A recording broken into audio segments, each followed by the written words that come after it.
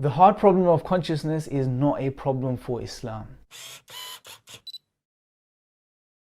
Assalamu alaikum, brothers, sisters, friends, and everybody else watching. Welcome to Thought Revolution. In this episode, we're going to be looking at the 32nd chapter of the Quran, verse 7 through to 9.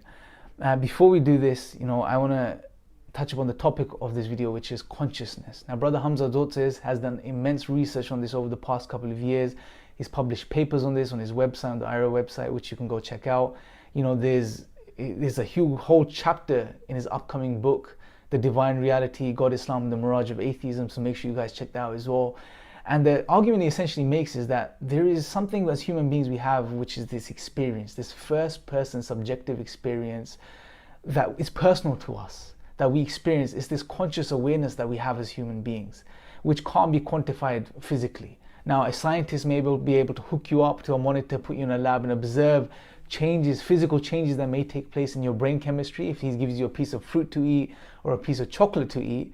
But what he can't tell you, what they can't correlate, is that experience you have, that subjective, first-person, personal experience that you have.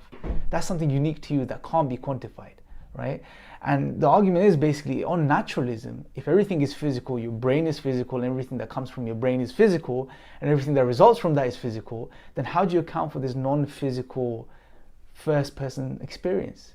It doesn't make sense, right? But on Islam, it's very easy. God created us, and He gave us consciousness. Very simple.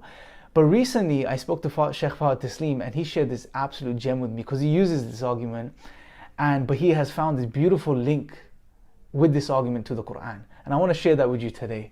Because when he shared this with me, I literally almost fell off my chair. It's so powerful. See, God says in the 32nd chapter, verse 7, He says, who perfected everything which He created and began the creation of man from clay. In the 8th verse, then God says, then He made His posterity, His progeny, out of the extract of a liquid disdained. And then God says in the following verse, then He proportioned him and breathed into him from His created soul and made for you hearing and vision and hearts. Little are you grateful. Now you guys probably picked up on that, right? Although it's in the English, that there's a shift, there's a grammatical shift. It's called iltifat. The shift is so powerful because God is talking to us in third person through verse 7, 8, and the beginning of verse 9. God says He created, the creation of man from clay, and then He created His progeny from this despised, this disdained fluid, and then He proportioned this creation, He proportioned him. Then God says He breathed into him a soul that He created, and He gave him hearing, sight, and feelings, and all of these things. And then God says, little are you grateful.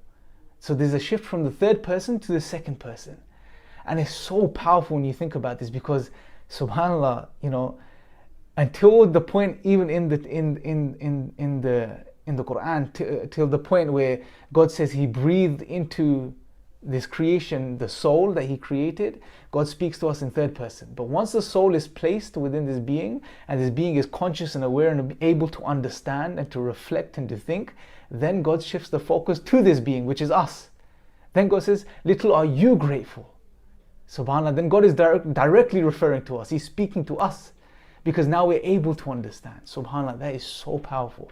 And this is the power of the Quran. It's so precise, right? Even through the text and this journey that God takes us from the creation of man, He refers to us in second person. He refers to us directly when we're able to be referred to, right? And this is the power of the Quran, brothers and sisters. So I guess the take-home message is Islam makes sense of everything. Islam makes sense of the problems other areas of life have, such as the hard problem of consciousness, an example we've used today.